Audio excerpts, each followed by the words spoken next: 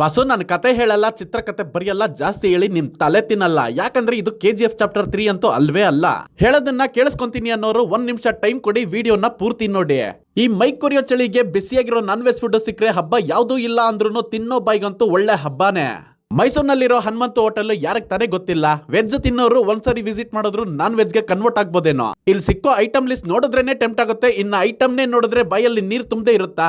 Chicken, mutton ಅಂತ ಸಾಕಷ್ಟು ಐಟಮ್ಗಳು ಸಿಗುತ್ತೆ. ಅದರಲ್ಲಿ ನಾ ಫಸ್ಟ್ ಮಟನ್ ಬಿರಿಯಾನಿ ಪ್ರಿಯರು. ಕೇಳಬೇಕಾ, ಇಸ್ತ್ರಿ ಎಲೆ ಮೇಲೆ ಬಿಸಿಯಾಗಿರೋ ಬಿರಿಯಾನಿ ಹಾಕ್ಸಿ ಅದ್ರ ಮೇಲೆ 4 ಮಟನ್ ಪೀಸ್ ಹಾಕಿ ಕೊಡ್ತಾರೆ. ಅಬ್ಬಬ್ಬ, ಕಿಚನ್ ಅಲ್ಲೇ ತಿನ್ಬಿಡೋಣ ಅನ್ನಿಸ್ಬಿಟ್ಟಿತ್ತು. ಅದ್ರ ಜೊತೆಗೆ ನಲ್ಲಿ ಮುಳ್ಳೆ ಸೂಪ್, ಮಟನ್ ಮಸಾಲಾ, ಬೋಟಿ ಗೊಜ್ಜು, ಮಟನ್ ಚಾಪ್ಸ್, ತಲೆ mutton masala, chicken pepper dry, chicken masala, ಇಷ್ಟೆಲ್ಲ ತೋರ್ಸದ್ಮೇಲೆ ನಿಮ್ ಬಾಯಲ್ಲಿ ನೀರ್ ಸೋರ್ದೇ ಇರುತ್ತಾ. ಕೆಲಸ ಏನು ಇಲ್ಲ ಅಂದ್ರೂ ನಾಳೆನೆ ಮೈಸೂರು ಕಡೆ ಪ್ಲಾನ್ ಮಾಡ್ಬೋದೇನೋ. ನಾವಂತೂ ನೋಡಿದ್ದನ್ನೆಲ್ಲ ತಗೊಂಡು ನೋಡೋ ದೃಷ್ಟಿ ತಾಗ್ಬಾರ್ದು ಅಂತ ದೃಷ್ಟಿ ತೆಗೆದು ಬಾಡೊಟ್ಟದ್ ಬ್ಯಾಟಿಂಗ್ ಮಾಡಿದ್ದಾಯ್ತು.